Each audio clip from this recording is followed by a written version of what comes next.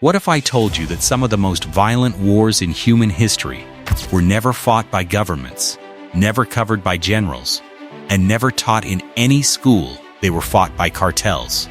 We're talking about conflicts so brutal that entire cities were turned into war zones, thousands of bodies were left in the streets, and the people running it all were just regular kids from the poorest neighborhoods on earth. From the Sinaloa cartel's bloody takeover of Mexico's drug routes, to the Zetas unleashing military-grade warfare on their own allies, to the chaos that turned Medellin into the most dangerous city on the planet, these wars make most Hollywood movies look soft. But here's what most people don't understand about cartel wars. It's not just about drugs. It's about power, betrayal, and survival at all costs. So if you want to understand how these conflicts actually started, who really won, and what they left behind, you need to stay until the very end of this video. In January of 2010, a Gulf Cartel lieutenant tortured and killed one of Miguel Trevino Morales' closest men. The message he sent back was short: hand over the assassin. If you don't comply, there will be war. The Gulf Cartel ignored it. Within weeks, the most catastrophic split in Mexican organized crime history exploded across the entire northeast of the country, and the body count that followed would shock the world. 72 migrants executed in a single afternoon. A casino full of 52 people burned alive. Entire towns erased from the map. And at the center of it all was a betrayal that had been building for over a decade between two organizations that were never supposed to exist without each other. Here's what nobody tells you about this war. The Gulf Cartel didn't just lose their enforcers when Los Zetas broke away.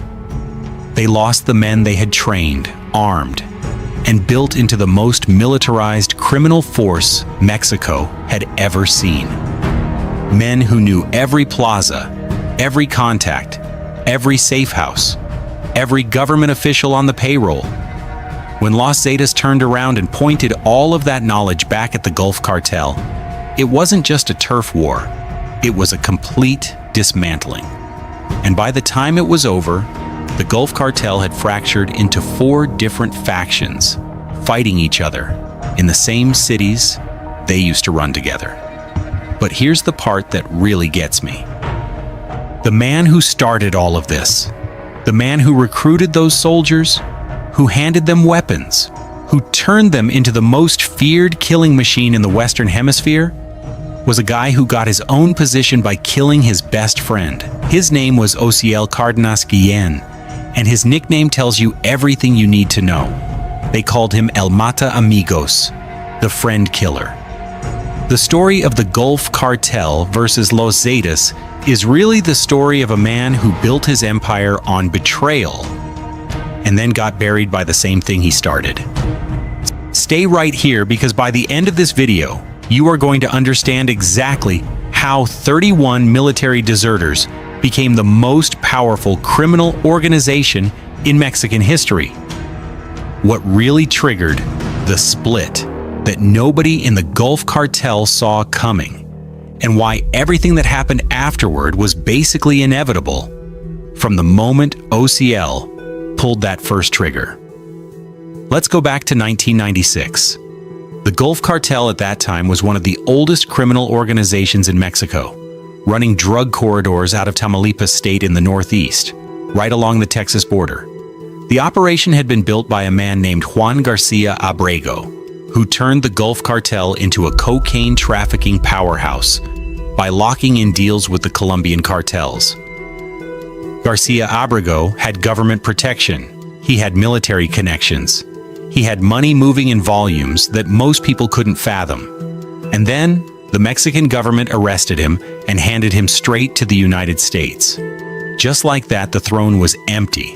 What followed was the kind of power struggle you only see when there's no clear air. Multiple lieutenants started making moves. Garcia Abrego's own brother tried to take over and failed completely. A couple of other bosses stepped up and got arrested within months. The whole organization was hemorrhaging, And into that vacuum stepped two men who had been grinding their way up from the bottom together. Ociel Cardenas Guillen and his partner Salvador Gomez Herrera, known as El Chava. These two were close, real close. They had built their networks together in the chaos after Garcia Abrago's fall, and by the late 90s, they had effectively seized joint control of the Gulf Cartel as co-leaders. Here's where the first betrayal happens. In the summer of 1999, El Chava was gunned down. And it wasn't a rival who ordered the hit. It was Ociel, his own partner, his close friend, the man he had come up with through years of danger and violence. Ociel had him killed to remove the last obstacle standing between himself and total control of the Gulf Cartel. After the killing, journalists started reporting on it, and the name stuck permanently. El Mata Amigos, the friend killer. Ociel reportedly hated that nickname. He didn't let it slow him down for a single day. Now think about the blueprint that just got established. This is the foundation everything else is built on. The man now running the Gulf Cartel got there by eliminating the person who trusted him most. And the thing about that pattern is, it doesn't stay contained. It teaches the people around you exactly what loyalty is worth when ambition gets involved. Now Ociel is sitting on the throne of the Gulf Cartel, but he's got a serious problem. The Sinaloa cartel under El Chapo and El Mayo Zambada is growing fast, and they have their eyes on Tamaulipas. The key city is Nuevo Laredo, which sits directly across the Rio Grande from Laredo, Texas. Over 40% of all cargo truck crossings from Mexico into the United States pass through that one checkpoint. Whoever controls Nuevo Laredo controls the most valuable drug corridor in North America. Ociel understood that he needed something more than regular cartel gunmen to hold that city.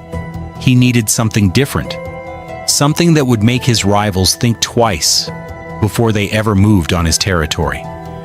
So in 1997, Ociel made a decision that would alter the trajectory of organized crime in Mexico forever. He started recruiting from the Mexican military, not regular soldiers, elite soldiers, members of the Grupo Aeromóvil de Fuerzas Especiales, known as the GAFES, which was Mexico's equivalent of special forces. Men who had been trained in counterinsurgency tactics, advanced weapon systems, intelligence gathering, and interrogation methods. Men who had reportedly received additional training from both the Israeli Defense Forces and the United States Army. Men who knew exactly how to wage a modern war. The first leader of this new unit was a lieutenant named Arturo Guzman de Sena, radio code designation Z1. He and a fellow GAFE soldier named Heriberto Lascano, designated Z3, were able to convince 34 of their brothers to desert their posts and join the Gulf Cartel's security arm. The first 14 who came over became known internally as the Group of 14. They were called Los Zetas, named after the Z radio codes used by federal judicial police commanders in Mexico. Lascano himself had joined the Mexican army at 16, made it to GAFE, and according to multiple accounts had received direct military training from Israeli and American forces before Ociel pulled him away from all of that.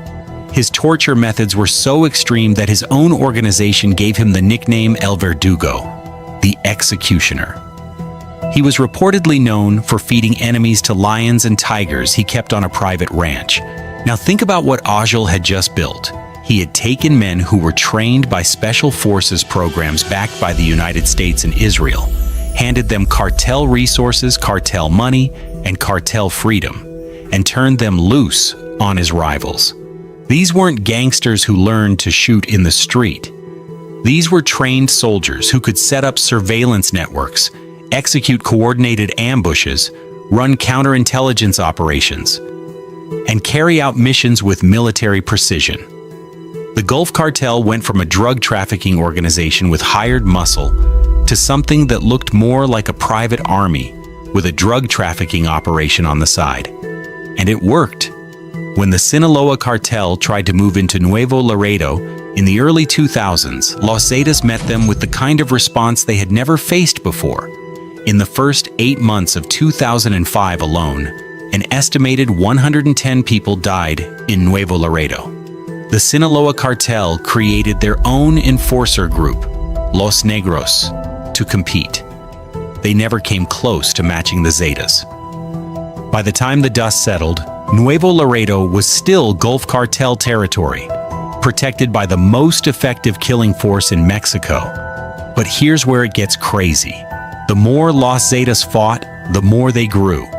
The more they grew, the more autonomous they became. They weren't just security anymore.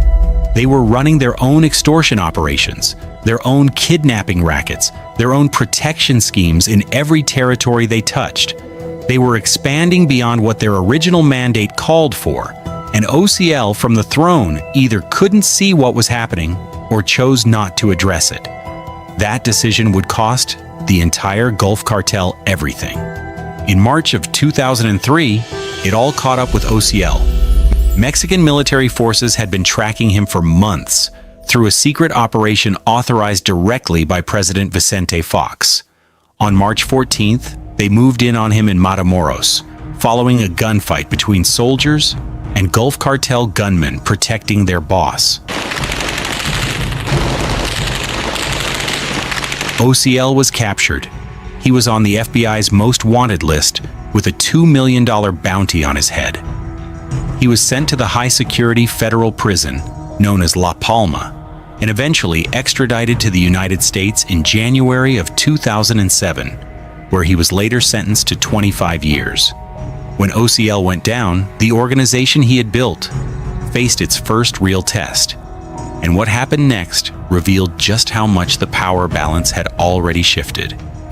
Heriberto Lascano, Z3, stepped into the vacuum and effectively took control of both Los Zetas and the Gulf Cartel simultaneously.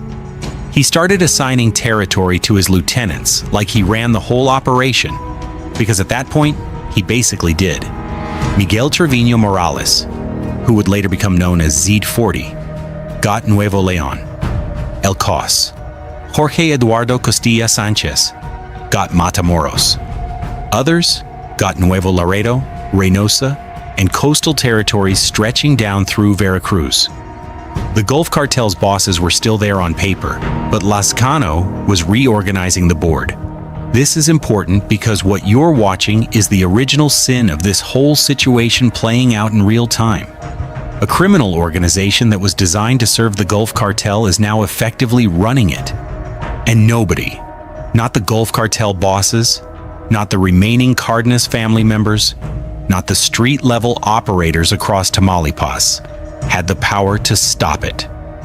By 2007, when OCL was formally extradited, Los Zetas had become something the original Gulf Cartel founders would never have recognized. They had expanded into Guatemala, seizing drug trafficking corridors with their trademark violence. They had built international supply chains, stretching through Central America to Colombia, Venezuela, Europe, and West Africa. They controlled more physical territory than any other cartel in Mexico, eventually overtaking even the Sinaloa cartel at their peak. Their membership had exploded from 34 military deserters to an organization that some estimates placed in the thousands. They were pulling in more money, commanding more territory, and operating more efficiently than the organization they technically still worked for. And the Gulf Cartel's remaining bosses could see all of it. They knew what was happening. So they started making moves to pull Los Zetas back under control. They tried to curtail operations. They tried to reassert the hierarchy that said the Gulf Cartel was in charge. They put out narco banners in Matamoros and Reynosa, accusing Los Zetas of going beyond their mandate, of running kidnappings and extortion and indiscriminate violence that was making the Gulf Cartel look bad. They tried to frame it like Los Zetas had gone rogue. Los Zetas did not let that narrative breathe for a single day. They put out their own banners immediately, and the counter message was direct. We carried out those executions and kidnappings under your orders. That is what we were created to do. You built this machine. You don't get to pretend now that you didn't. The public narco banner war playing out across Tamaulipas was basically both sides screaming their version of events at each other across the whole country. There was another layer underneath all of this that made the rupture even more unavoidable. The question of who was going to lead the Gulf Cartel going forward had no clean answer. OCL's brother Antonio Cardenas Guillen, known as Tony Tormenta, was one candidate. El Cos was another. But multiple sources reported that Tony Tormenta had developed serious problems with gambling, drugs, and erratic behavior that made him an unstable option for leading a major criminal organization. Los Zetas looked at this man who was supposed to be their boss, saw someone they considered a threat to the whole operation, and wanted no part of following his lead. Lascano was right there, had been running things since 2003 and had a functioning command structure. Why would they submit to a compromised figurehead? And there was the alliance question. The Gulf Cartel was making quiet moves toward a peace deal with the Sinaloa Cartel. The same Sinaloa Cartel that Los Zetas had spent years bleeding to keep out of Tamaulipas. That was deeply personal to men who had watched their brothers die on the front lines of that war. At the same time, Lascano had already been building his own independent relationships, forging alliances with the Beltran Leyva brothers and the Juarez Cartel. Two completely incompatible visions for the future of the organization, and no neutral ground between them. All of this was the pressure building. The actual spark was something much more specific. Samuel Flores Borrego was a Gulf Cartel lieutenant operating in Reynosa. Sergio Peña Mendoza was a Zetas lieutenant covering the same corridor, radio code El Concorde 3. Technically, both men were on the same side, protecting the same drug routes in the same city. But there was a dispute over control of that specific territory. Over money, over who had the final authority. Flores Borrego made a unilateral decision. He had El Concorde 3 killed. That was the moment everything became irreversible. Killing a Zetas lieutenant in a disputed zone was not just a power move. It was a direct insult to the entire command structure of Los Zetas. Miguel Trevino Morales, Z40, sent the Gulf Cartel a single demand: hand over the man who killed my lieutenant. The Gulf Cartel looked at that demand and went silent. They ignored it completely. So in January of 2010, Trevino Morales escalated. One of his close associates was tortured and killed, and the ultimatum came back one final time. Hand over the assassin of my friend. If you don't comply, there will be war. The Gulf Cartel did not respond. That was the last diplomatic exchange. From that point forward, there was only war. What broke out across northeastern Mexico starting in the spring of 2010 was unlike anything the country had experienced before. Here's what made it different from every other cartel conflict Mexico had seen. Both sides were made up of soldiers trained in the same tactics, armed with the same weaponry, with shared intelligence about the same territory. This was not a cartel fighting a street gang. This was a military conflict between two paramilitary organizations fighting inside civilian cities. And the civilians caught between them paid a price that is almost impossible to process. The Gulf Cartel knew immediately they couldn't match Los Zetas on their own. Their former enforcers were better organized, better trained, and now better funded. So El Cos and the Gulf Cartel leadership made the most desperate move available to them. They reached out to the Sinaloa Cartel and offered a truce. Not just a truce, an active military alliance. Former rivals, men that Los Zetas had spent years fighting on behalf of the Gulf Cartel, were now being invited into Tamaulipas as partners. La Familia Michoacana joined the same coalition. The message to Los Zetas was clear. You are going to be surrounded on every side. Los Zetas answered by building their own coalition. They locked in the Juarez Cartel, the Beltran Leyva organization, and the Tijuana Cartel. Every major criminal organization in Mexico was now aligned on one side or the other. The entire country had effectively been divided into two camps, all because of what started as a territorial dispute in Reynosa between two men who were supposed to be working together.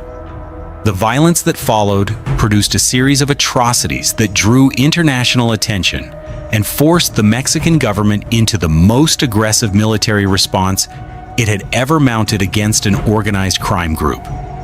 The most devastating single event happened on August 24, 2010. 72 migrants from Central and South America were traveling through Tamaulipas, trying to reach the United States border. A Zetas convoy intercepted them in San Fernando.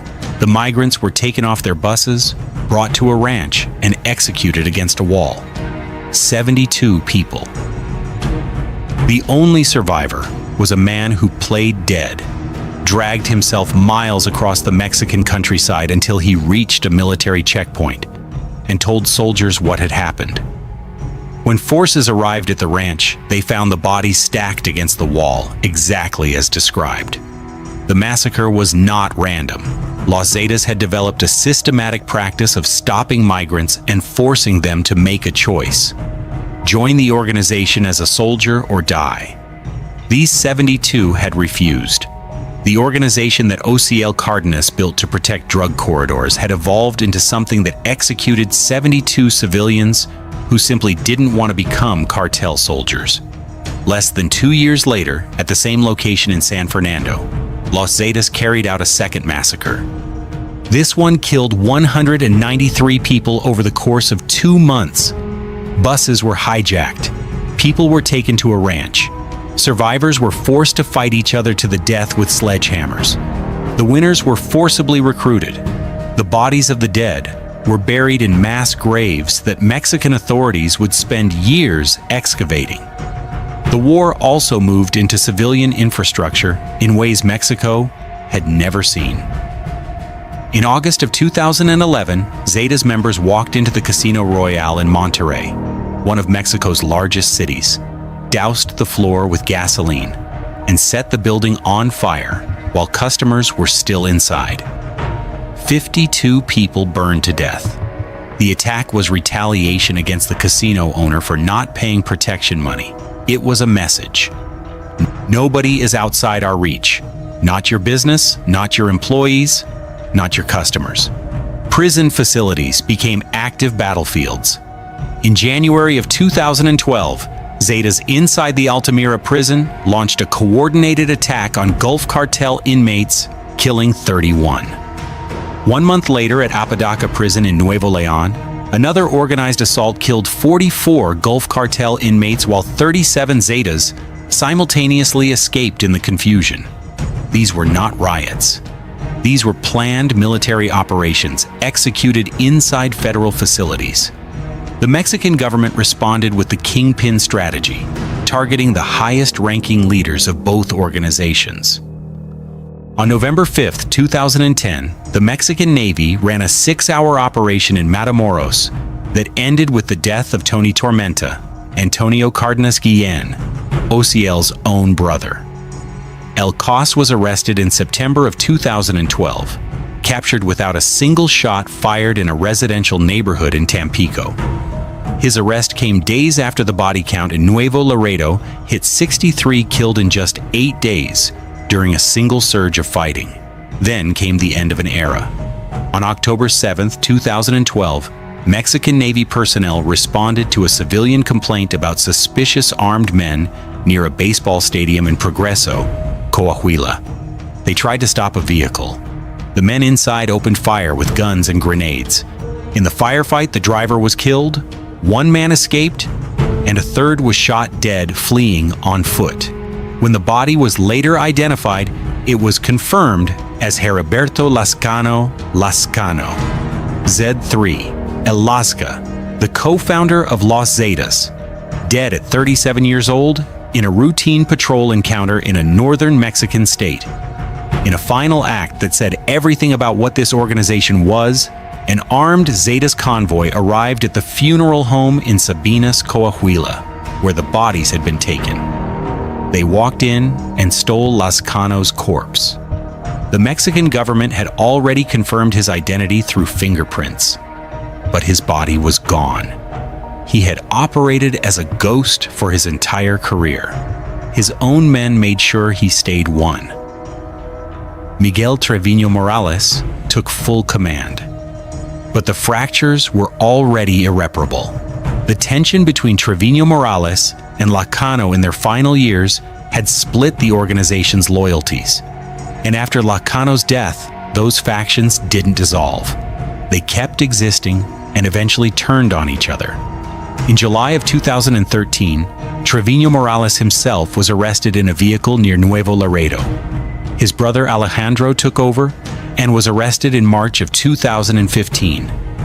By 2025, the Northeast Cartel, the most powerful surviving faction of what was once Los Zetas, had been formally designated a foreign terrorist organization by the United States State Department. The Gulf Cartel was in equally bad shape. With El Cos gone and Tony Tormenta dead, the organization that had once dominated all of northeastern Mexico had shattered into Los Metros, Los Rojos, Los Ciclones, Los Dragones, Grupo Escorpiones, and others. Each faction controlled pieces of the cities the Gulf Cartel used to run completely. They fought each other as often as they fought Los Zetas. In 2023 and 2024, Reynosa, the same city where El Concorde III was killed, and this whole war began, saw some of its worst violence in years as internal Gulf Cartel factions destroyed their own ceasefire agreements and went back to war on the same streets. The United States Department of State today lists Tamaulipas as a Level 4 Do Not Travel Advisory.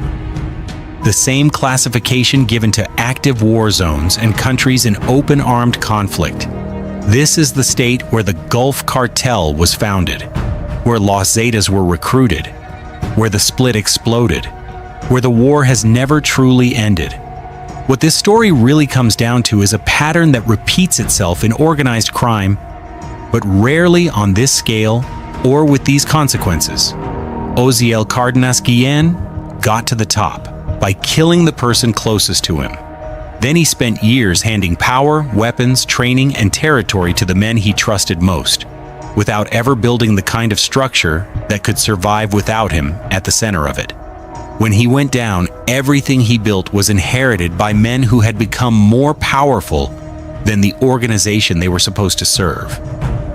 And when the Gulf Cartel tried to claw that power back, it was already too late.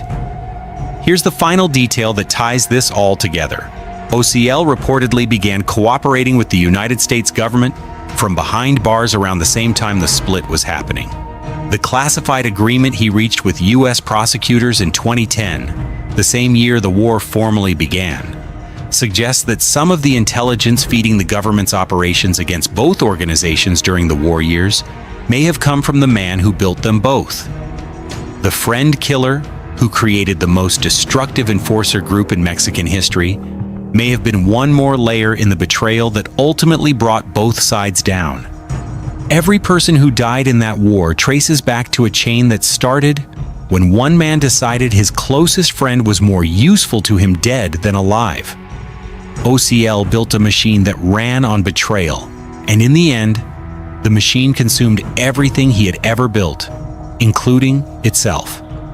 The Gulf Cartel never recovered, Los Zetas never stabilized, and Tamaulipas, the state where all of it was centered, is still living in the damage today, more than 15 years after the split that was supposed to end in one side winning. Nobody won. That's the part nobody talks about. For real. Let me go back and give you the full picture on something that often gets glossed over in these stories because people focus on the violence and forget the scale. At the peak of Los Zetas' power in 2012, this organization had a documented presence in 11 Mexican states and had physically overtaken the Sinaloa cartel, as the cartel with the largest territorial footprint in the entire country. Think about what that means. The Sinaloa Cartel is often described as one of the most powerful criminal organizations in world history, with connections to every major drug market on the planet. Los Zetas surpassed them in territorial control. An organization that had existed for less than 15 years from its founding, built entirely by deserting soldiers who started with 34 men and a mandate to protect one man's drug corridors, had become the dominant criminal force in Mexico. And then the Gulf Cartel killed El Concord III in Reynosa and refused to hand over the man responsible. That's the insane part. After all of that history, after watching Los Zetas become what they became, the Gulf Cartel's leadership still thought they could ignore an ultimatum. They either believed they still had enough leverage to contain the situation, or they had completely miscalculated how far the power balance had already shifted. Either way, they were wrong, in a way that cost tens of thousands of lives. There is also a dimension to this story that goes beyond just the cartel conflict. The split between the Gulf Cartel and Los Zetas fundamentally changed the rules of organized crime in Mexico in ways that all the other cartels were forced to respond to. Before Los Zetas went independent, cartel violence was brutal, but it operated with a certain internal logic. Drug trafficking organizations fought over corridors. They killed rivals and government officials who threatened their business, but there was generally a calculation behind the violence. Los Zetas changed that calculation by introducing mass civilian casualties as a standard operational tactic. The San Fernando massacres, the casino attack, the prison assaults, the highway kidnappings, all of these established that no one and nothing was off limits. And other organizations watched and adapted. La Familia Michoacana, which had originally been a Gulf Cartel and Zetas affiliate, had already broken away in 2006, partly because of the extreme violence they witnessed from Los Zetas. The Jalisco New Generation Cartel, which would go on to become one of the most powerful and violent organizations in Mexico by the late 2010s, cited the power vacuum left by the Zetas fragmentation as one of the factors that allowed their expansion into new territories. Every escalation in Mexican cartel violence in the decade following 2010 can be traced in some way back to the norms that the Gulf Zetas War established. The families of ordinary people living in Tamaulipas during these years gave account after account of towns where both sides were actively recruiting by force, where refusing a recruitment meant execution, where leaving the region was dangerous because checkpoints run by one side or the other meant that traveling in the wrong vehicle or with the wrong license plates could get you killed.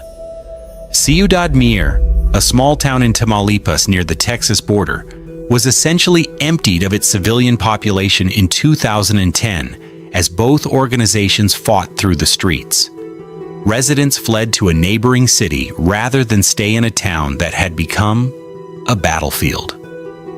It was reported at the time as a ghost town, occupied only by armed men. The journalists trying to cover all of this faced a different kind of threat. Both organizations used media intimidation as a standard operating procedure, and the Gulf Zetas War intensified what had already been a dangerous environment for Mexican reporters. Newspapers in Tamaulipas and Nuevo León stopped publishing stories about cartel violence, not because the violence stopped, but because the publications were receiving direct threats. Some stopped naming cartels in their reporting entirely. The silence that surrounded a lot of what happened in northeastern Mexico between 2010 and 2015 was not because there was nothing to report. It was because reporting it meant risking the reporter's life, their family, and their entire newsroom. What both of these organizations had in common, the Gulf Cartel and Los Zetas both, was that they spent their final years as dominant forces in a cycle that no organization built on violence can ultimately escape. The more territory they seized, the more manpower they needed to hold it. the more manpower they brought in, the harder it became to maintain discipline and loyalty. The more pressure the government put on their leadership, the more those leadership structures fragmented and turned on themselves. The Gulf Cartel fractured into factions that fight each other. Los Zetas fractured into factions that fight each other. The state of Tamaulipas is now marked by a continuous, low-level war between the remnants of both organizations, plus new alliances that have brought in outside forces like the Jalisco New Generation Cartel. Ociel Cardenas Guillen, the man who started all of this, is reportedly due for release from United States federal custody in the coming years after serving the majority of his 25-year sentence under a plea agreement. He has been cooperating with U.S. prosecutors for over a decade. The organization he built is gone. His brothers are dead or captured. The Cardenas family name that once commanded the entire Gulf of Mexico corridor is now just a detail in the historical record of how the whole thing collapsed. He will walk out of a federal facility and into a world where everything he built, every alliance he forged, every plaza he controlled, has been destroyed, fragmented, and handed to whoever was ruthless enough to hold it after the war. He made inevitable burned through everything. That is what happens when you build your throne on betrayal and hand weapons to the men you trust the most without building the loyalty structures that would keep those weapons pointed in the right direction. The friend killer was always going to get killed by the same thing he used to get to the top. He just didn't know it would take the whole country with him when it happened. What if I told you that right now, as you're watching this video, two of the most powerful criminal organizations in the world are tearing Mexico apart in a war so brutal it makes Game of Thrones look like a children's show? I'm talking about the Sinaloa Cartel versus the Jalisco New Generation Cartel, known as CJNG. Sometimes we think cartel wars are just about drugs, but this conflict has evolved into something way more sinister. We're talking drone warfare learned from Ukraine, mass executions filmed and posted online, and a civil war within the Sinaloa cartel that's left over 2,000 people dead in just 6 months. And here's the crazy part that's going to blow your mind. El Mencho, the leader of CJNG, has become El Chapo's son's absolute worst nightmare, and he's doing it by being smarter than everyone else in the game. In this video, we're going to break down how a cartel that used to work for Sinaloa became their biggest enemy, how El Chapo's own sons turned on each other in the most brutal way possible, and why El Mencho might be the smartest criminal mastermind alive. We'll cover the drone attacks that look like something out of a war movie, the mass graves with hundreds of bodies, the $15 million bounty that makes El Mencho more wanted than most terrorists, and how this war is literally reshaping the entire drug trade from Mexico to your neighborhood.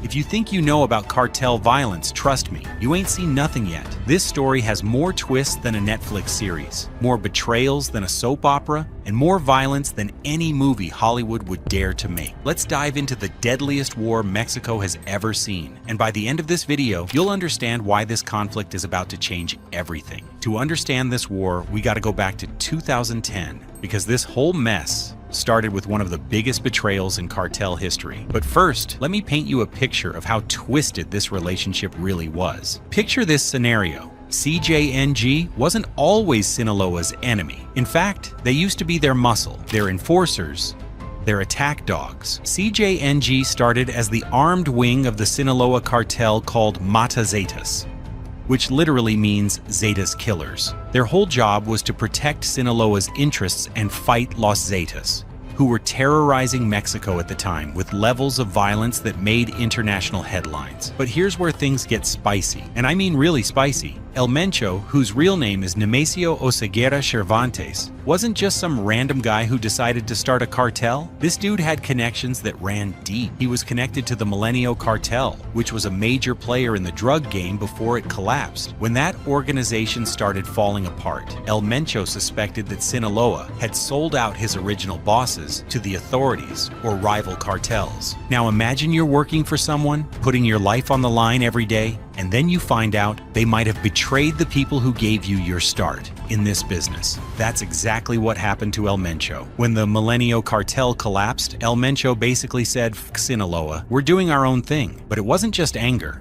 It was calculated rage mixed with ambition. So in 2010, CJNG split off and went independent. But get this, the relationship was so complicated that by 2011, they actually got back together with Sinaloa to fight Los Zetas. It was like a toxic relationship where they kept breaking up and getting back together, except instead of arguing about who left dishes in the sink, they were arguing about who controlled billion-dollar drug routes. This temporary alliance against Los Zetas was purely business. Both organizations realized that Los Zetas were becoming too powerful and too brutal. Even by cartel standards, Los Zetas were kidnapping, extorting, and killing civilians on a scale that was bringing too much heat from the government. So Sinaloa and CJNG put their differences aside temporarily to deal with the common threat. But by 2014, CJNG officially declared independence and started fighting Sinaloa for control of Mexico. This wasn't just some small-time beef between neighborhood gangs. We're talking about two organizations that would eventually control billions of dollars in drug revenue, thousands of armed fighters, and territory spanning multiple countries. El Mencho was about to prove he was way smarter than anyone gave him credit for, and he was about to turn the entire cartel landscape upside down. The split wasn't just about money or territory, it was personal. El Mencho felt disrespected, betrayed, and underestimated. He was tired of being someone else's muscle and wanted to build his own empire. What nobody realized at the time was that this decision would eventually lead to the most violent cartel war in Mexican history. Now let me break down where these cartels are literally at war right now, because this isn't happening in some remote jungle that nobody cares about. This is happening in major cities where regular people live, work, and try to raise their families. The violence is so intense that entire neighborhoods have been abandoned, and the Mexican military has to escort ambulances and fire trucks. First up is Tijuana, and this place is absolutely crucial to understanding why this war is so intense. This is the #1 border crossing for drugs into California, and I'm not talking about small amounts. We're talking about tons of fentanyl, cocaine, heroin, and methamphetamine crossing this border every single day. Whoever controls Tijuana controls billions in drug revenue, and right now, it's a complete bloodbath. Violence is up 16% between July 2024 and March 2025. And it's not just CJNG versus Sinaloa. It's a three-way war with the original Tijuana cartel trying to reclaim their city. The Tijuana cartel used to run this place back in the day, but they got weakened by arrests and internal conflicts. Now they're trying to make a comeback while CJNG and Sinaloa fight each other. There are constant shootouts in the northern districts near the US border, and I mean constant. We're talking about gun battles that last for hours, with cartel members using military-grade weapons and armored vehicles. The sound of gunfire has become so common that residents don't even call the police anymore. They just lock their doors and wait for it to stop. Nobody has full control of Tijuana right now. It's literally chaos, with different neighborhoods controlled by different factions. One street might be CJNG territory, the next block could be Sinaloa, and the block after that might be disputed territory where nobody goes after dark. Then you got Ciudad Juarez, which borders El Paso, Texas. This is another massive drug corridor, and the violence here is just as intense as Tijuana. But here's where it gets complicated. And this is important to understand. It's not even directly CJNG versus Sinaloa in many places. It's proxy groups fighting on their behalf. You got La Línea, which are remnants of the old Juarez cartel, teaming up with CJNG to fight Los Salgueros, who are aligned with Sinaloa. These proxy wars make the conflict even more confusing and more violent, because you got multiple groups with their own agendas all fighting under the banner of the two main cartels. La Línea has been around for years and knows the territory better than anyone. They've got tunnels, safe houses, and corrupt officials on their payroll. When they teamed up with CJNG, it gave the Jalisco cartel instant credibility and infrastructure in a city they'd never been able to penetrate before. Los Salgueros, on the other hand, are newer but extremely violent. They're trying to prove themselves to the Sinaloa leadership, which means they're willing to take risks and use extreme violence to show their loyalty. This has led to some of the most brutal incidents in the entire war. But the real game changer is Zacatecas, and this is where El Mencho's strategic genius really shows. This state is in central Mexico, which means whoever controls it controls drug routes going north to the US, south to Central America, east to the Gulf of Mexico, and west to the Pacific. It's like controlling the hub of a wheel. Everything flows through here. And here's where things get really interesting. The Gulf Cartel switched sides. Originally, it was Sinaloa versus CJNG, but now it's CJNG plus the Gulf Cartel versus Sinaloa. This alliance shift completely changed the balance of power in central Mexico. The Gulf Cartel's decision to switch sides wasn't random. They saw that Sinaloa was getting weaker due to arrests and internal conflicts, while CJNG was getting stronger and more organized. It was a calculated business decision. They wanted to be on the winning side. In March 2025, Los Metros, which is a Gulf Cartel faction, was seen operating armored vehicles in Zacatecas, supporting CJNG operations. These aren't just pickup trucks with steel plates welded on. Fam, we're talking military-grade armored vehicles that can withstand rifle fire and explosions, patrolling towns like Villanueva, like they own the place. The sight of these convoys rolling through small Mexican towns is terrifying for residents. Imagine looking out your window and seeing a convoy of armored vehicles with heavily armed men in military gear driving down your street. That's the reality for thousands of people in Zacatecas right now. Down in Chiapas, near the Guatemala border, both cartels are fighting for control of migrant smuggling routes and drug corridors from Central America. This is where cocaine from Colombia enters Mexico, and it's also where thousands of migrants from Central America cross into Mexico on their way to the US. There was a massive surge in violence in Chiapas as both cartels tried to control these lucrative routes. Migrant smuggling has become almost as profitable as drug smuggling, with cartels charging thousands of dollars per person to guide migrants through Mexico. But then something weird happened. Violence dropped 51% between July 2024 and March 2025. Why did the violence drop? Because CJNG might be playing the long game, waiting for Sinaloa to weaken itself in the civil war before making a major move in Chiapas. This is strategic patience at its finest. Instead of wasting resources fighting for territory now, El Mencho is waiting for the perfect moment to strike when his enemies are at their weakest. Nayarit is literally the border between Sinaloa State to the north and Jalisco State to the south. It's like the DMZ between North and South Korea, except instead of soldiers, you got cartel gunmen on both sides watching each other. This state has always been contested territory, but surprisingly, violence has been lower than expected as of March to 2025. The reason for the relatively lower violence in Nayarit might be that both cartels are focusing their resources on more strategic battles elsewhere. It's also possible that they've reached some kind of unofficial understanding about how to divide the territory, at least temporarily. And don't sleep on Colima, where Manzanillo Port is located. This is one of the biggest ports in Mexico, and it's absolutely crucial to the drug trade. This is where cocaine from South America arrives on cargo ships, hidden in legitimate shipments. It's also where fentanyl precursors from China come in, disguised as industrial chemicals. Whoever owns the port owns the supply chain, and both cartels are fighting tooth and nail for control. The battle for Manzanillo isn't just about territory. It's about controlling the flow of drugs from their source to the streets of America.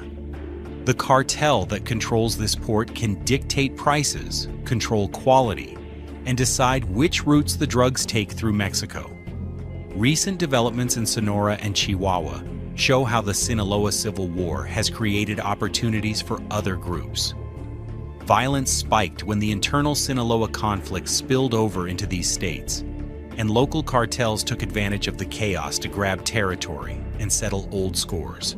In Sonora, independent cartels that had been suppressed by Sinaloa for years suddenly found themselves with opportunities to expand. When Sinaloa fighters were pulled back to deal with the Civil War, these smaller groups moved in to fill the vacuum. Now here's where everything gets absolutely insane. And I mean insane. July 25th, 2024. This date changed everything in the cartel world and set off a chain of events that's still playing out today. Joaquin Guzman Lopez, one of El Chapo's sons, did something that nobody saw coming, something so shocking that it sent shockwaves through the entire criminal underworld. He kidnapped Ismael El Mayo Zambada, his father's longtime partner and co-leader of the Sinaloa cartel. But this wasn't just any kidnapping. This was a son betraying his father's most trusted ally and business partner. Let me break down exactly how this went down, because the details are absolutely wild and show just how deep the betrayal went. Guzman Lopez called El Mayo and told him they were going to meet with politicians and look at some real estate. This sounds innocent enough, right? Just a business meeting between cartel leaders and corrupt officials. The kind of thing that happens all the time in Mexico. El Mayo, who's been in this game for decades and survived countless attempts on his life, showed up to what he thought was a routine meeting. But when he arrived, he saw a bunch of armed men in green military uniforms. At first, he probably thought these were corrupt military officials who were part of the meeting. After all, cartels regularly meet with corrupt government officials. But then, everything went wrong.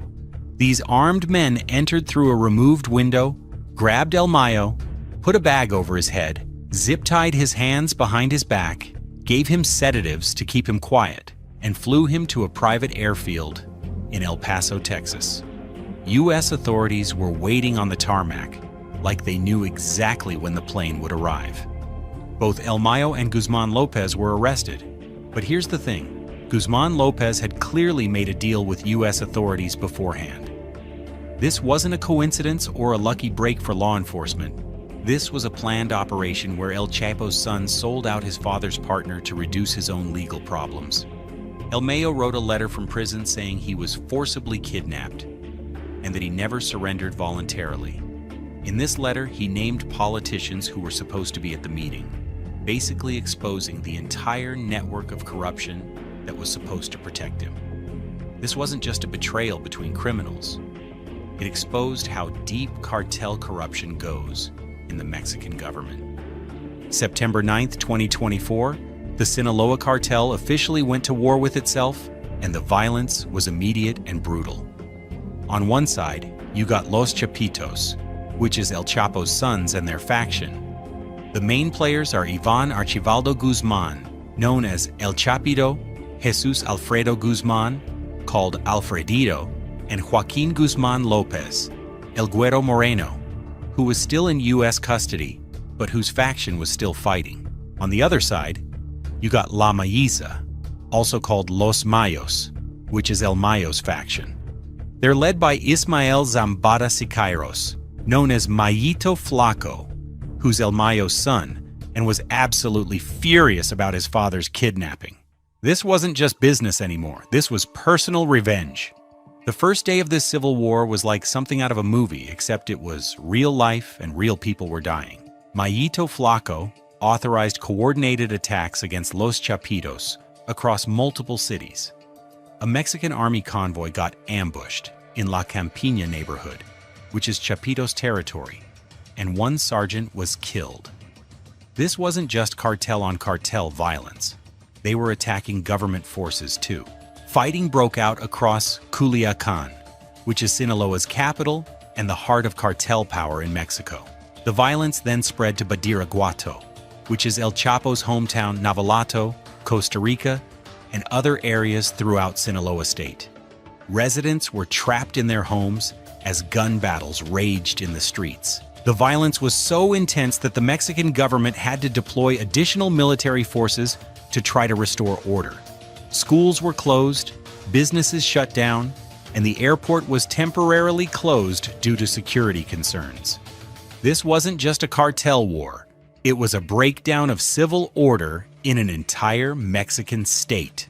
From September 2024 to March 2025, over 2,000 people have been killed in Sinaloa state alone from this internal war. 2,000 people, gang. That's not a war. That's a massacre. And these aren't just cartel members dying. Innocent civilians, police officers, soldiers, and anyone who gets caught in the crossfire is at risk. The violence between the two Sinaloa factions has been particularly brutal because both sides know each other's tactics, safe houses, and weaknesses. Former allies became enemies overnight, and the betrayal made the violence even more personal and vicious. Both factions started using increasingly extreme tactics to send messages to each other. Bodies were left in public places with messages attached. Safe houses were attacked with military-style raids. Family members of rival faction leaders became targets. The rules that had previously governed cartel conflicts were thrown out the window. The psychological impact on the population has been devastating. People who had lived through previous cartel wars said this one felt different, more personal, more vicious, and more unpredictable. When cartels fight each other, there are usually some unwritten rules about avoiding certain targets or areas. But in a civil war, those rules don't apply. Now here's where El Mencho proves he's a genius tactician and why he's become El Chapo's son's worst nightmare. While everyone else was focused on the immediate violence and chaos, El Mencho was playing a completely different game. A long-term strategy that's absolutely brilliant in its simplicity and ruthlessness. Los Chapitos were getting their asses kicked by La Maíza. They were losing territory, losing men, and losing money at an unsustainable rate. They were desperate and did something that would have been unthinkable just a few years ago. They reached out to CJNG, their former enemies, and asked for help. Their former enemies became their lifeline in a moment of desperation. And El Mencho, he said yes. But here's the catch, and this is where his genius really shows. He's not going all in. He's not committing his entire organization to help Los Chapitos win their civil war. Instead, he's playing both sides like a chess master who can see 20 moves ahead. In June 2025, photos surfaced that shocked the cartel world. CJNG and Chapitos members were posing together in front of the Letras monument in Cacalotan, Sinaloa. These are the same people who had been trying to kill each other for years, now posing for photos like they're best friends. The next day, graffiti appeared showing IAG, which stands for Ivan Archivaldo Guzman, El Chapito, plus CJNG together. But the story gets even more interesting. La Maíza fighters showed up, fought the CJNG Chapitos alliance, and spray-painted over the graffiti. This wasn't just symbolic. It was a real battle for control of territory and messaging. CJNG fighters were spotted just 15 kilometers from Culiacan, deep in Sinaloa territory, which would have been impossible without the alliance with Los Chapitos. But here's the brilliant part of El Mencho's strategy, and this is what makes him so dangerous. According to former DEA boss Mike Vigil, who spent decades studying Mexican cartels, El Mencho's plan is simple but devastating. He's just going to sit there and wait until they destroy each other, and then he'll move in and take control. The strategy is absolutely perfect from a business perspective. El Mencho sends minimal support to keep Los Chapitos alive and fighting, but not enough to actually help them win decisively. This keeps both Sinaloa factions bleeding men, money, resources, and territory, while CJNG remains relatively intact. When both sides are exhausted from fighting each other, CJNG will move in and dominate the weakened territories. And it's working better than anyone could have predicted. The Sinaloa cartel has lost over 2,000 members in the Civil War. Their territories are destabilized, their leadership is fractured, and their reputation for invincibility has been shattered. Meanwhile, CJNG is quietly expanding into new territories and strengthening their existing positions. El Mencho's patience is legendary in the cartel world. While other leaders make impulsive decisions based on emotion or immediate profit, El Mencho thinks in terms of years and decades. He's willing to wait for the perfect moment to strike, even if it means passing up short-term opportunities. This strategy also shows his understanding of human psychology. He knows that Los Chapitos are desperate and will accept help from anyone, even their former enemies. He also knows that La Maiza will see the CJNG alliance as a betrayal and will fight even harder, which will weaken both Sinaloa factions even more. While Sinaloa tears itself apart, CJNG has been making moves that nobody's talking about enough, and these moves are reshaping the entire landscape of organized crime in Mexico. They're now present in all 32 Mexican states, making them the first cartel in history to achieve this level of territorial control. The DEA confirmed in early 2026 that they're the strongest criminal organization in Mexico, surpassing even the legendary Sinaloa cartel. Let that sink in for a moment. While everyone was focused on the dramatic Sinaloa Civil War, El Mencho was quietly building an empire that spans the entire country of Mexico. This isn't just about drug trafficking anymore. This is about creating a criminal organization that rivals the power of the Mexican government itself. The expansion hasn't been random or opportunistic. It's been systematic and strategic, targeting key areas that provide maximum benefit to CJNG's operations. They basically won the war against the Santa Rosa de Lima cartel in Guanajuato, which was one of the most violent conflicts in recent Mexican history.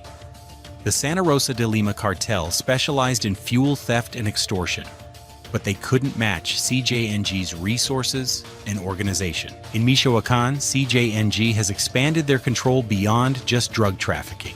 They're involved in avocado farming, iron ore mining, and logging operations. This diversification makes them less dependent on drug revenue and gives them legitimate business fronts to launder money. They've also strengthened their position in Guerrero, which is crucial for opium poppy cultivation and heroin production. New conflicts are intensifying in Aguascalientes, Querétaro, and Tabasco, as CJNG moves into territories that were previously controlled by smaller, local criminal groups. These expansions aren't just about territory. They're about creating a network that can move drugs, money, and people across the entire country without interference from rivals. The speed of this expansion has caught law enforcement off guard. Traditional strategies for fighting cartels assume that criminal organizations are limited by geography, language, and local connections. But CJNG has proven that a well-organized and well-funded criminal enterprise can overcome these traditional limitations. What makes CJNG's expansion so successful is their business model, which is more sophisticated than anything the cartel world has seen before. Instead of just taking over territory through violence, they're offering partnerships to local criminal groups. They provide weapons, training, and access to international drug markets in exchange for loyalty and a percentage of profits. This franchise model allows CJNG to expand rapidly without having to physically occupy every territory with their own fighters. Local groups maintain day-to-day operations, while CJNG provides strategic direction and resources. It's like a criminal version of McDonald's, standardized operations with local management. The model also makes CJNG more resilient to law enforcement pressure. If authorities arrest local leaders, CJNG can quickly replace them or shift operations to other areas. The decentralized structure makes it much harder for law enforcement to disrupt the entire organization. Now let's talk about how these cartels fight, because this isn't your typical gang warfare anymore. We're talking about military-level tactics and technology that would make some national armies jealous. The evolution of cartel warfare has been rapid and terrifying, with innovations that are changing how criminal organizations operate around the world. CJNG has a dedicated, Drone Operators Unit, which sounds like something out of a science fiction movie but is absolutely real. Between 2021 and 2025, they carried out 42 drone attacks that killed 21 people, making them more effective with drone warfare than many terrorist organizations. They use FPV drones, which stands for First-Person View, with explosives attached that can be guided with precision to specific targets. These aren't toy drones you can buy at Best Buy. Situations. They're not just copying old military strategies. They're using cutting-edge warfare techniques that are still being developed by national militaries. The weapons and equipment used by modern cartels would make most national armies envious. They've got armored vehicles called blindadas that are custom-built to withstand rifle fire and explosions. These aren't just pickup trucks with steel plates welded on. They're professionally engineered vehicles with ballistic glass, run-flat tires, and gun ports. Night vision equipment allows cartel fighters to operate effectively in complete darkness, giving them a huge advantage over law enforcement and rival groups that don't have the same technology. Military-grade weapons include assault rifles, machine guns, rocket-propelled grenades, and even anti-aircraft weapons in some cases. Encrypted communication systems ensure that cartel operations can't be monitored by law enforcement. These systems are often more sophisticated than what's used by local police departments, making it nearly impossible for authorities to intercept cartel communications.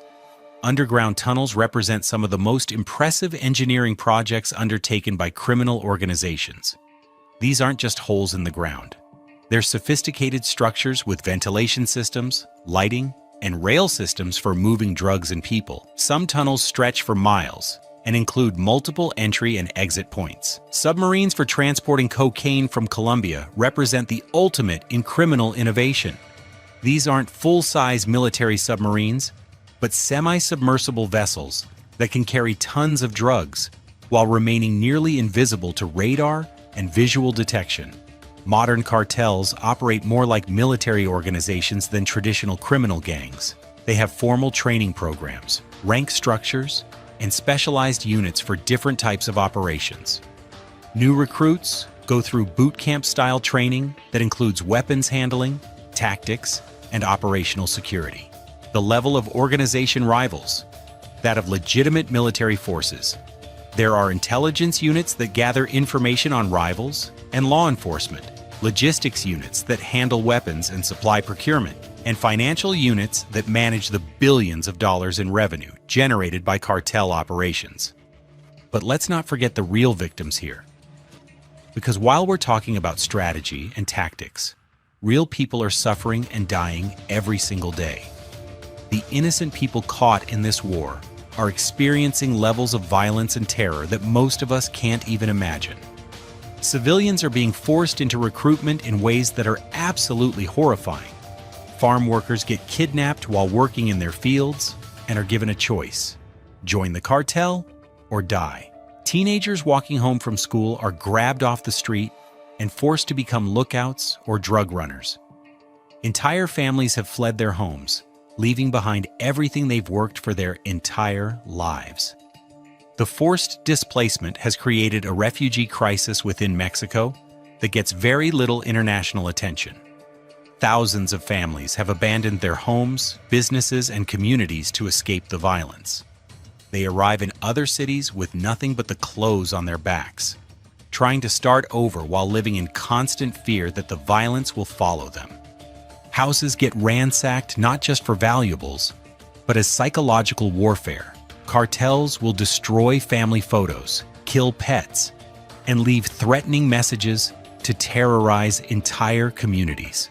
Farm animals are killed or stolen, destroying the livelihoods of rural families who depend on livestock for survival.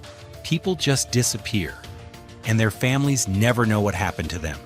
The Mexican government estimates that over 100,000 people have disappeared in Mexico over the past decade, many of them victims of cartel violence. Families spend years searching for missing relatives, never knowing if they're alive or dead. In March 2025, authorities discovered something that shocked even experienced investigators who had seen decades of cartel violence. a CJNG training camp at the Izaguirre Ranch in Tuchitlan, Jalisco, contained hundreds of skeletal remains scattered across the property. Clothing, shoes, and personal belongings were everywhere, creating a scene that looked like a mass grave from a genocide.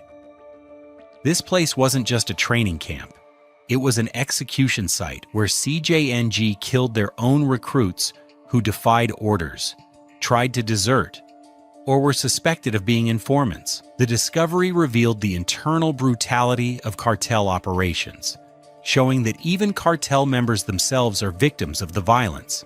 The psychological impact on investigators and local residents was severe. Many of the investigators required counseling after processing the scene.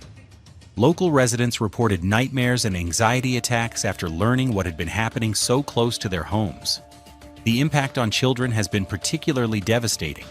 Schools in conflict zones have been forced to close repeatedly due to violence. Children suffer from post-traumatic stress disorder at rates comparable to war zones. Many have witnessed executions, gun battles, or the disappearance of family members. Child recruitment by cartels has become a major problem, with organizations using children as young as 10 years old as lookouts and drug runners. These children are often from poor families who are offered money they desperately need, making it difficult for parents to refuse even when they know the dangers. Educational opportunities have been severely limited in many areas, creating a generation of children who have missed years of schooling due to violence. This creates a cycle where young people have few legitimate opportunities and become more vulnerable to cartel recruitment. Both sides use extreme violence not just to eliminate enemies, but as psychological warfare designed to terrorize entire populations. The messages sent through these acts of violence are carefully calculated to create maximum fear and demonstrate power. June 24, 2025, represents one of the most shocking examples of this psychological warfare. 2 suspected turncoats were executed, and their bodies were hung from a highway bridge in Caminero, Mocorito, Sinaloa, with narco messages attached that detailed their alleged crimes and served as warnings to others who might consider betraying their cartel. The location was chosen specifically for maximum impact. This highway bridge is used by thousands of commuters every day, ensuring that the message would be seen by as many people as possible. The bodies were left hanging for hours before authorities could safely remove them, traumatizing everyone who saw them. July 4, 2025 brought even more horrific imagery when dismembered bodies were left on an overpass in San Blas, with heads placed on containers like some kind of grotesque display. The timing on Independence Day was intentional, designed to show that cartels have more power than the government, even on national holidays. March 3, 2025, saw the body of an alleged Chapitos member hung from arches in Potrerillos del Norte, accompanied by a message that detailed the victim's supposed crimes and warned others about the consequences of opposing La Maiza. The public nature of these displays is designed to show that nowhere is safe from cartel justice. These acts of violence aren't random or impulsive. They're carefully planned communications designed to send specific messages to different audiences. For rival cartels, the message is about power and capability. For potential informants, it's about the consequences of betrayal. For the general public, it's about who really controls the territory. The level of brutality is often escalated specifically to outdo rival cartels and demonstrate superior ruthlessness. This creates a cycle where each act of violence must be more extreme than the last to have the same psychological impact. Social media has amplified the impact of these messages, with photos and videos spreading far beyond the immediate area where the violence occurred. Cartels have learned to use social media as a force multiplier, ensuring their messages reach the widest possible audience. The psychological warfare has also targeted law enforcement and government officials. Police officers have been killed, and their bodies displayed with messages warning other officers not to interfere with cartel operations. Government officials have received death threats accompanied by photos of previous victims. This has created a climate of fear within law enforcement that makes it difficult to recruit and retain officers. Many police departments in cartel-controlled areas are severely understaffed because officers quit or refuse to take jobs in dangerous areas. The targeting of law enforcement families has been particularly effective at intimidating officials. When cartels threaten not just officers but their wives and children, it becomes much more difficult for law enforcement to maintain their resolve. The Mexican government under President Claudia Sheinbaum has deployed military forces to conflict zones, but they're fighting an enemy that's better equipped, better funded, and more motivated than traditional military opponents. In January 2026 alone, they arrested 21 CJNG members in 10 days, but these arrests barely made a dent in the organization's operations. The challenge for the Mexican government is that they're fighting organizations that have unlimited funding, no rules of engagement, and no concern for civilian casualties. Government forces have to follow laws and procedures that cartels completely ignore, creating an inherent disadvantage in any confrontation. Military operations have had some success in disrupting cartel activities, but they've also led to increased violence as cartels fight back against government pressure. The deployment of military forces to civilian areas has created its own problems, with reports of human rights abuses and civilian casualties. The U.S. government designated both CJNG and the Sinaloa Cartel as foreign terrorist organizations in February 2025, which allows for enhanced penalties and expanded law enforcement powers. This designation puts these cartels in the same category as ISIS and Al-Qaeda, reflecting the level of threat they pose to international security.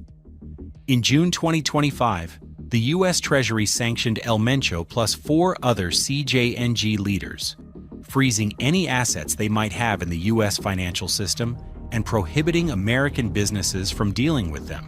The $15 million bounty on El Mencho is the highest ever offered for a drug lord, exceeding even the bounty that was placed on Osama bin Laden.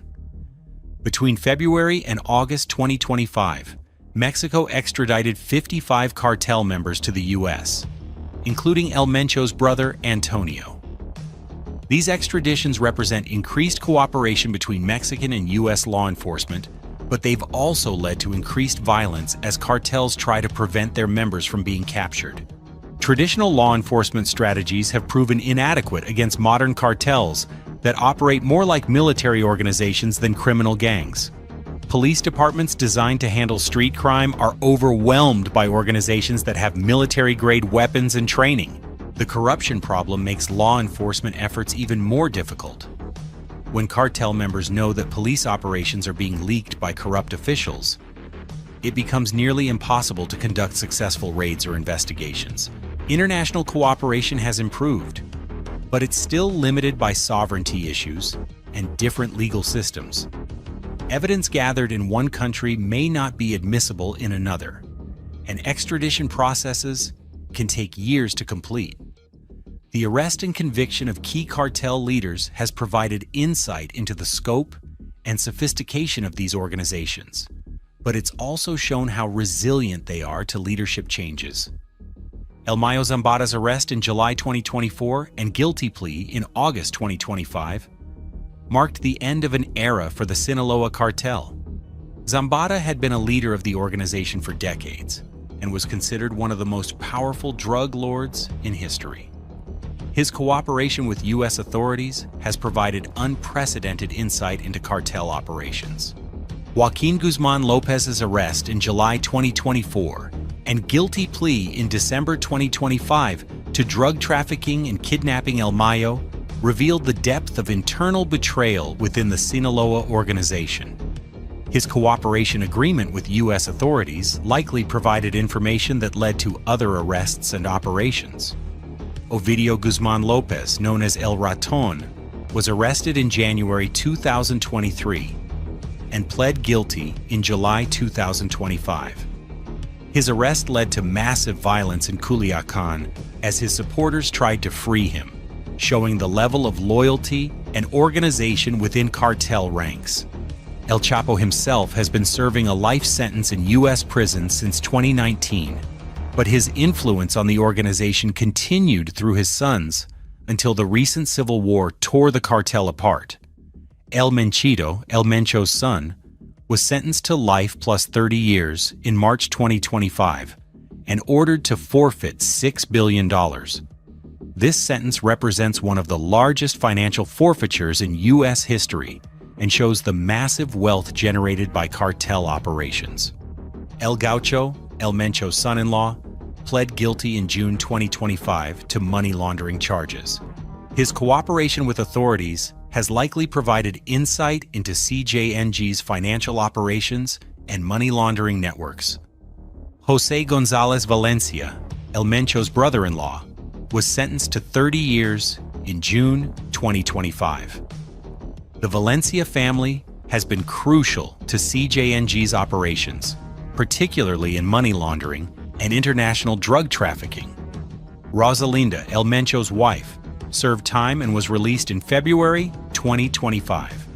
Her release was controversial because many believed she should have received a longer sentence given her role in cartel operations. Antonio Oseguera, El Mencho's brother, was extradited in February 2025 and is facing charges in the U.S. His extradition represents continued pressure on El Mencho's family network. Despite these high-profile arrests and convictions, both organizations have continued to operate effectively. This shows the depth of their organizational structure and the effectiveness of their succession planning. When leaders are arrested, they're quickly replaced by others who have been trained and prepared for leadership roles. The arrests have also led to increased violence as different factions fight for control of territories and operations previously controlled by arrested leaders. In some cases, the removal of experienced leaders has led to more violence and instability rather than less. This isn't just about territory or respect or even traditional drug trafficking. This war is about controlling a criminal economy that generates hundreds of billions of dollars annually and touches every aspect of society from Mexico to the United States and beyond. Both cartels are the main suppliers of fentanyl that's killing Americans at unprecedented rates. They get precursor chemicals from China, often through legitimate chemical companies that either don't know or don't care how their products are being used. These chemicals are then processed in sophisticated laboratories throughout Mexico using equipment and techniques that rival legitimate pharmaceutical operations. The profit margins on fentanyl are extraordinary. A kilogram of fentanyl that costs a few $100s to produce can be sold for hundreds of thousands of dollars on U.S. streets. The potency of fentanyl means that small amounts can be mixed with other drugs to create large quantities of product, maximizing profits while minimizing transportation risks. The fentanyl trade has also changed. Unlike cocaine or heroin, which require specific geographic conditions to produce, fentanyl can be manufactured anywhere with the right chemicals and equipment. This has made cartels less dependent on traditional drug-producing regions and more focused on controlling manufacturing and distribution networks. Both cartels have extensive operations in Colombia, working with paramilitaries and other criminal organizations to secure cocaine supplies. These relationships involve complex agreements about territory, transportation routes, and profit sharing that span multiple countries. The cocaine trade requires sophisticated logistics networks to move product from South American production areas to North American markets. This involves everything from submarines and aircraft to corrupt port officials and transportation companies. Massive methamphetamine laboratories throughout Mexico produce drugs that are distributed throughout North America. These operations require significant infrastructure, including chemical supplies, equipment, and skilled personnel to operate the laboratories safely and efficiently. The environmental impact of methamphetamine production is severe. with toxic chemicals contaminating soil and water supplies around laboratory sites. Cleanup of these sites requires specialized equipment and expertise that's often not available in rural Mexican communities. Whoever controls the major border crossings controls access to the most lucrative drug market in the world. The US-Mexico border represents the gateway to a market worth hundreds of billions of dollars annually, making control of crossing points incredibly valuable. Border control isn't just about moving drugs. It's also about controlling the flow of money, weapons, and people. Cartels charge taxes to other criminal organizations that want to use their routes, creating additional revenue streams beyond their own drug trafficking operations. Major Mexican ports like Manzanillo, Veracruz, and Lázaro Cárdenas are worth billions in revenue because they control the flow of drugs and precursor chemicals into Mexico.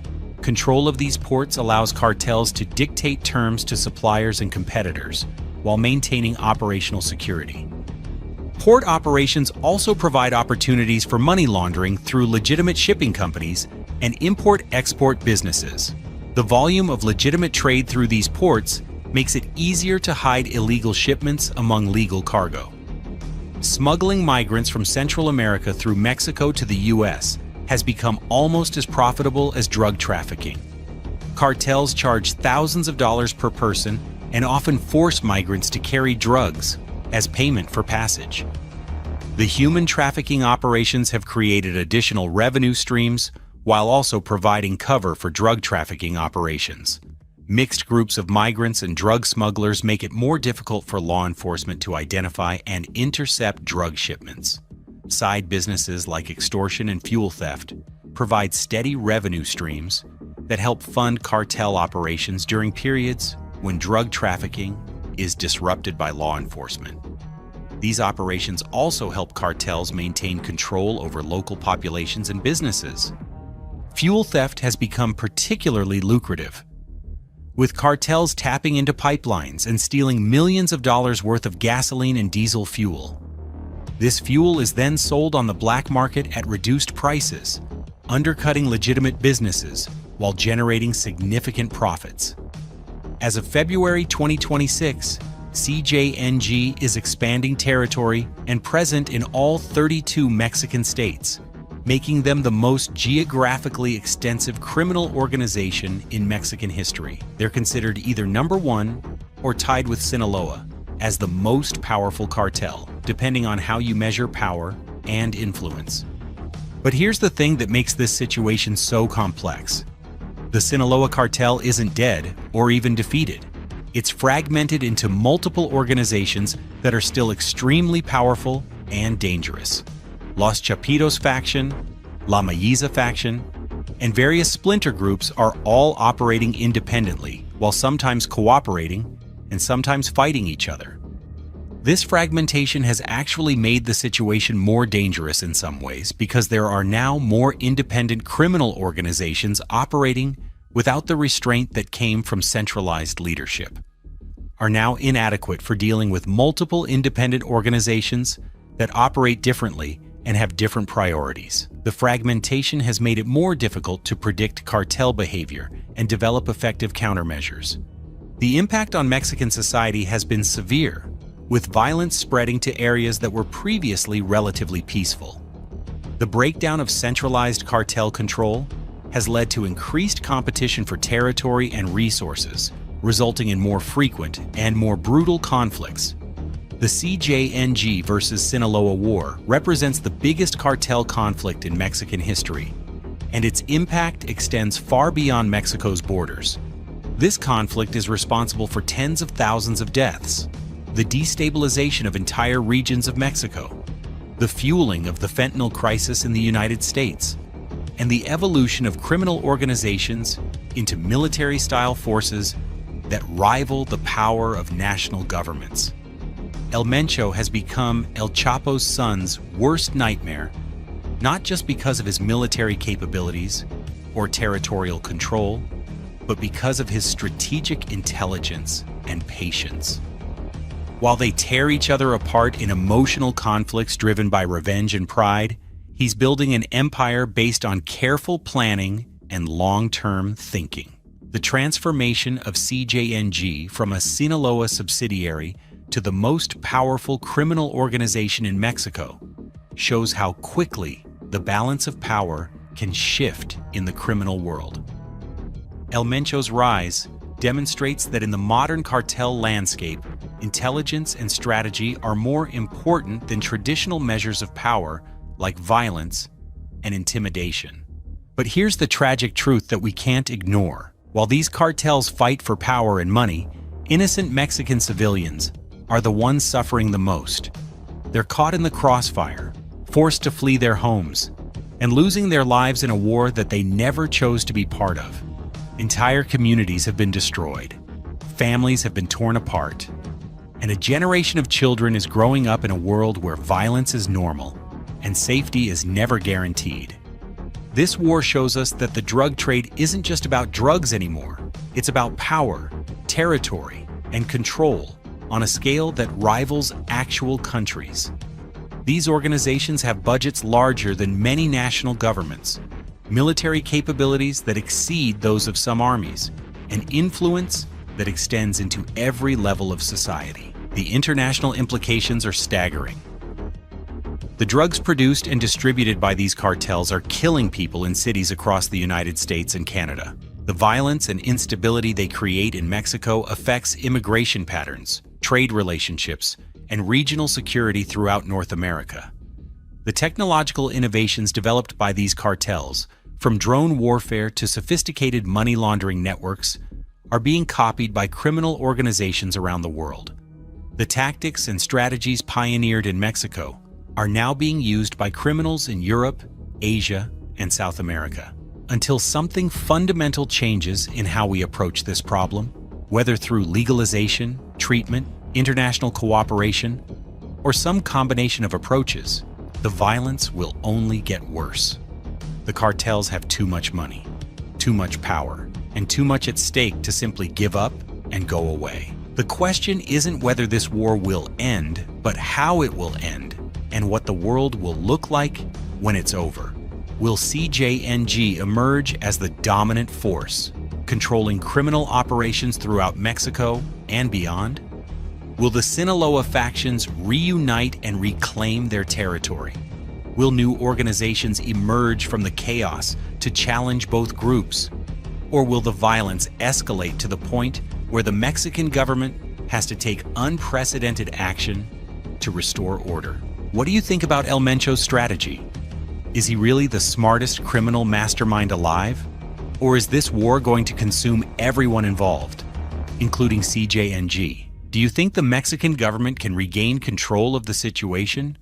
Or are we witnessing the emergence of criminal organizations that are more powerful than the state itself? Let me know in the comments below what you think about this situation. Have you been following this story in the news? Did anything in this video surprise you about how sophisticated and organized these cartels have become? If this video opened your eyes to how crazy this war really is and how it's affecting millions of people, smash that like button and subscribe for more deep dives into the stories that mainstream media won't tell you. We're going to keep following this story as it develops, because this war is far from over, and the consequences will be felt for years to come.